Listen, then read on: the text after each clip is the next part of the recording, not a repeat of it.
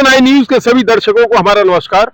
आज हमारे साथ मैक्स हॉस्पिटल वैशाली की डॉक्टर नेहा शर्मा हैं और आपसे हम जानेंगे कि आप किस सब्जेक्ट में सर्जरी करती हैं और क्या आपकी स्ट्रीम है। Yes ma'am. नमस्ते, मुझे यहाँ पे लेने के लिए बहुत बहुत धन्यवाद। मैं मैक्स हॉस्पिटल वैशाली में as an associate consultant posted हूँ। फिलहाल we are working in the department of GI and HPV surgical oncology. मतलब आंतों से रिलेटेड जो भी प्रॉब्लम्स हैं, कैंसर्स की हम स्पेशलाइजेशन करते हैं, मगर कैंसरस और नॉन कैंसरस दोनों प्रॉब्लम्स आंतों से रिलेटेड उनसे हम डील करते हैं। केवल आते ही नहीं, liver, pancreas, gall bladder, oesophagus, stomach, colon, हर इन चीज़ों से रिलेटेड जो भी प्रॉब्लम्स होती हैं उसका सर्जिकल निवारण के लिए हम आपके लिए उपलब्ध हैं। जरा बताइएगा कितने साल का एक्सपीरियंस है आपका? मुझे 10 साल का एक्सपीरियंस है सर्जरी में जी। ओके। तो यहाँ आगरा में आपकी विजिट कब रहती है और यहाँ कहाँ किस हॉस्पिटल में आप ट्रीटमेंट देती हैं?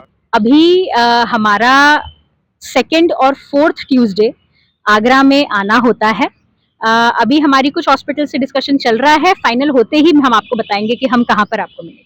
अच्छा, अभी फाइनलाइजेशन नहीं हुआ है। ओके।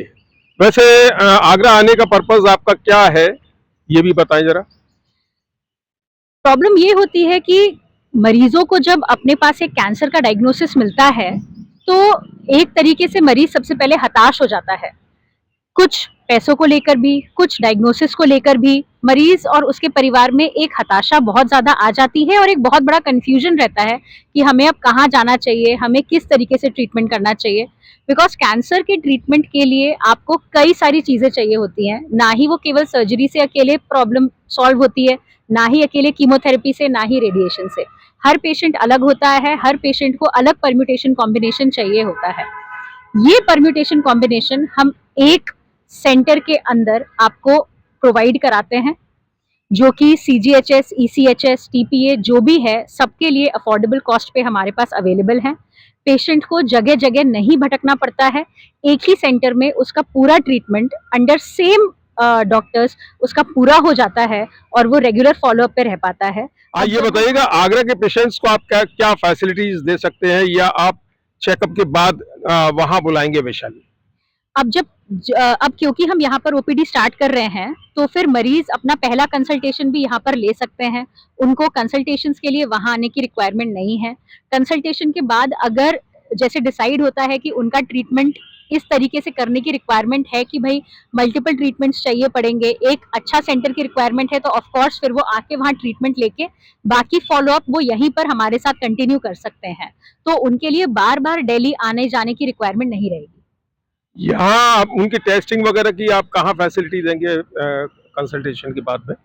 टेस्टिंग वगैरह would definitely remain priority for the patient themselves. उनके लिए जहाँ पर भी सूटेबल हो, it is good for them. बाकी पेशेंट बेसिस पे डिसाइड होता है, समझ में आता है कि भाई उनको कौन सी इन्वेस्टिगेशन की रिक्वायरमेंट है। बाकी कोई भी ऐसा हार्ड एंड फास्ट नहीं होता है कि आपको यहीं से इन्वेस्टिगेशन करानी है। Thank you ma'am. जैसा कि आप सबने देखा है और आगरा के अगर कोई पेशेंट्स हैं जिनको इंटेस्टाइन की अगर कोई प्रॉब्लम है, कैंसर है या कोई और प्रॉब्लम है, तो आप जो है डॉक्टर नेहा शर्मा से संपर्क कर सकते हैं और बहुत ही शीघ्र आप किसी हॉस्पिटल से यहाँ इनका फाइनलाइजेशन होने वाला है। तो आगे अगले एपिसोड में हम आपको बताएंगे कि कहाँ और कैसे पेशेंट्स को आना है और कंसल्ट करना है। Thank you ma'am. Thank you very much, my pleasure. कृपया लाइक और सब्सक्राइब कीजिए। आप देख रहे हैं जियो 9 न्यूज।